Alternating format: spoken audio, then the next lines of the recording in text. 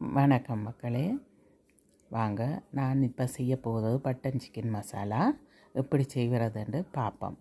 முதல்ல சிக்கனை எடுத்து நல்லா கழுவ வேணும். என்னடா சிக்கன் பேக்கெட் பண்ணி வாரது தானே, அது கொஞ்சம் 2-3 நாளுண்டு இப்போ அவங்க டேட் அடித்து வரும். ஆனாலும் எங்களுக்கு அது ஒரு மாதிரி தானே, உடன் ஃப்ரெஷ் மாதிரி இல்லை தானே. அதை நல்லா வடிவாக கழுவி எடுத்து ஒரு பாத்திரத்தில் போட வேணும். ஆனால் நான் 2 தரம் கழுவினான். வெட்டாக்கு முன்னமும் கழுவினான், அப்புறம் வெட்டின பிறகும் அந்த கழிவுகளை நீக்கி போட்டும் நான் ஒரு கழுவி எடுத்தது. ஏனென்றால் அது ஒரு மாதிரி கிடந்தது எனக்கு. அதால் அப்படி வடிவாக கழுவி விடுவோம்ன்ட்டு கழுவி எடுத்தேன் நான்.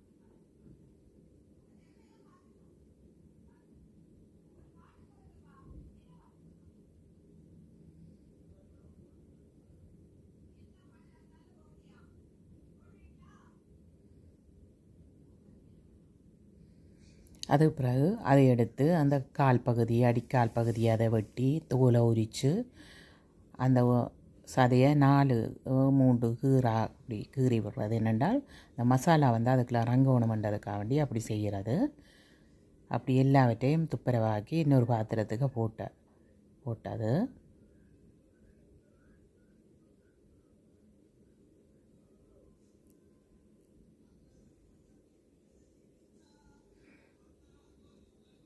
ஆனால் ஏர் ஃப்ரையரில் தான் எல்லா மசாலா எல்லாம் பிரட்டி போட்டு நல்லா ஊற விட்டுட்டு ஏர் ஃப்ரையரில் தான் நான் அவிக்க போகிறேன், கொஞ்சம் ஃப்ரை பண்ண போகிறேன். ஆனால் அது இப்போ வேண்டிக்கான நாள் அந்த ஏர் ஃப்ரையர் இது தான் ஃபஸ்ட் டைம் நான் அதை யூஸ் பண்ணுறேன். எனக்கு முதல்ல அது யூஸ் பண்ண பயம்ன்றதால் விட்டுட்டேன், என்ன மாதிரியோ தெரியாதுண்டு. இப்போ யூஸ் பண்ணுவோம்ன்ட்டு ஒரு ஃப்ரை பண்ணி பார்ப்போம்ன்ட்டு அதுக்குள்ளே போட்டு ஃப்ரை பண்ண போகிறேன். ஆனால் ஃப்ரை பண்ணினாலும் அது அந்த அரைவாசியாக தான் வந்தது. கொஞ்சம் நல்லா வேகின மாதிரி இல்லை, நான் கூட போட்டுட்டேன் ப்ராடக்ட் அந்த ஏர் ஃப்ரையரில். அதால் திருப்பி எடுத்து நான் ஒரு சட்டியில் எடுத்து பொரித்தேன். அதை எடுத்து இப்போ எண்ணெய் விட்டு பொரித்தேன். இப்போ முதல் இதை வடிவாக எல்லாம் கழிவுகளை நீக்கி போட்டு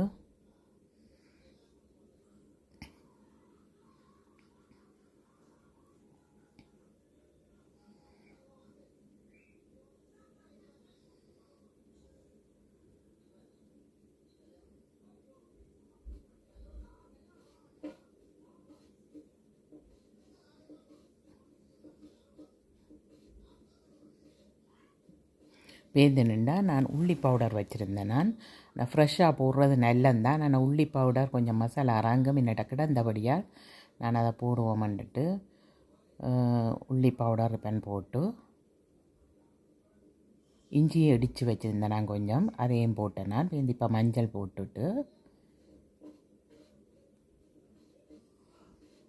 அதுக்கு பிறகு என்னென்னா இப்போ உப்பு, அளவாக உப்பு நீங்கள் எவ்வளோ உங்களுக்கு உப்பு தேவையோ அதுக்கேற்ற மாதிரி நீங்கள் போட்டுக்கொள்ளலாம். இப்போ காஷ்மீர் சில்லி பவுடர் போட்டேன் நான். அதுக்கு பிறகு அவளம் போட்டு பிரட்டி போட்டு நல்லா பிரட்டவணும். அந்த சீருந்து நல்லா இதண்டவணும். அவ்வளோத்தையும் பிரட்டி போட்டு ஒரு பக்கத்தில் வச்சுட்டு அதை கொஞ்சம் நல்லா மசாலாக்கள் எல்லாம் ஊற வேணும். அதுக்காக வேண்டி கொஞ்சம் நேரம் வச்சேன் நான்.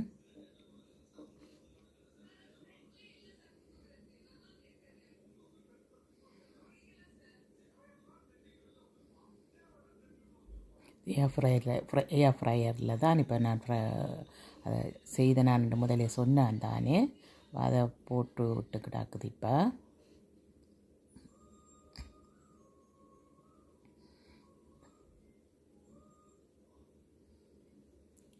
இது 2 பெரிய வெங்காயம் எடுத்து சின்ன வெட்டி போட்டு வச்சுருந்தது. மற்ற இது தக்காளி, எங்களோட வீட்டு மரத்து தக்காளி தான்.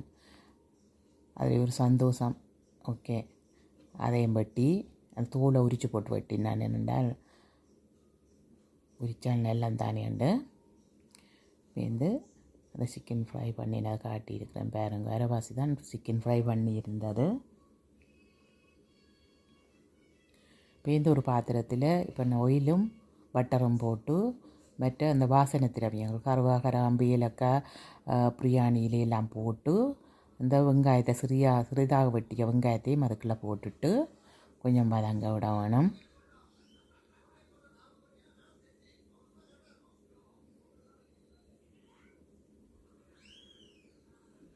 நல்லா பொரிய விடக்கூடாது, ஒரு அரைப்பதம் வெந்து அதுக்கு பிறகு சித்தல் மிளகாய் ஒரு 3-4 சித்தல் மிளகாய் போட்டுட்டு அதையும் வதக்கணும். என்னடா எல்லாத்தையும் சேர்த்து நாங்கள் மிக்சியில் தானே அடிக்கிறது, அதை முழுதாக போடலாம்.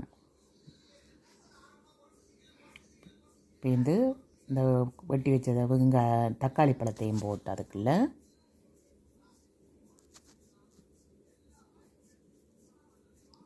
கொஞ்சம் கிளறி விட வேணும். அது பிறகு இப்போ மஞ்சள் போட்டு அளவாக உப்பும் போட்டு கொஞ்சம் கிளற வேணும். சீரகம் வேணும், கொஞ்சம் பச்சை மணம் போகிறதுக்காண்டி.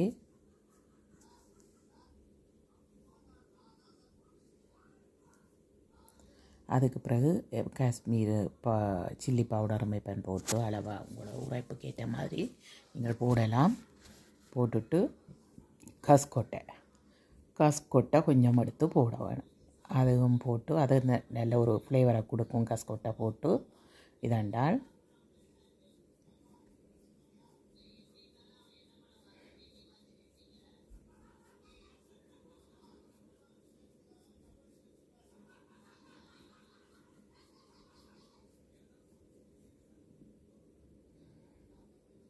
அதன் பிறகு என்ன செய்யணுமென்றால் கொஞ்சம் இதண்டு வந்தவுடனே இந்த பதம் வந்தவுடனே நாங்கள் அதை வேறு ஒரு பாத்திரத்துக்குள்ளே போட்டு என்னென்றால் ஆற வேணும். இது காஷ்மீர்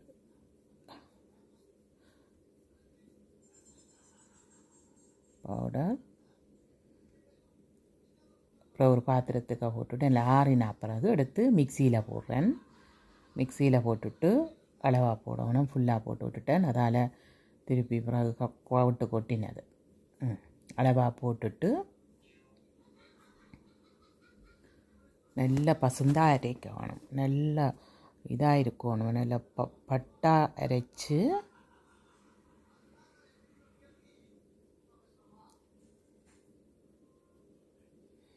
அப்படி மிச்சத்தையும் அரைச்சிட்டு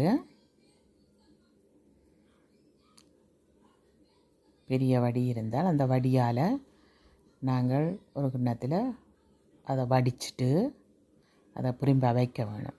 அதை நல்ல வடிவாக பசுந்தாக அரைச்சதை நல்ல வடிவாக வடித்து அதில் வடித்தால் அதில் கட்டை அந்த தக்காளி பழ தோலுகள் அந்த விதிகள் இதுகள் எல்லாம் வரும். அப்போ அதை நாங்கள் யூஸ் பண்ணக்கூடாது.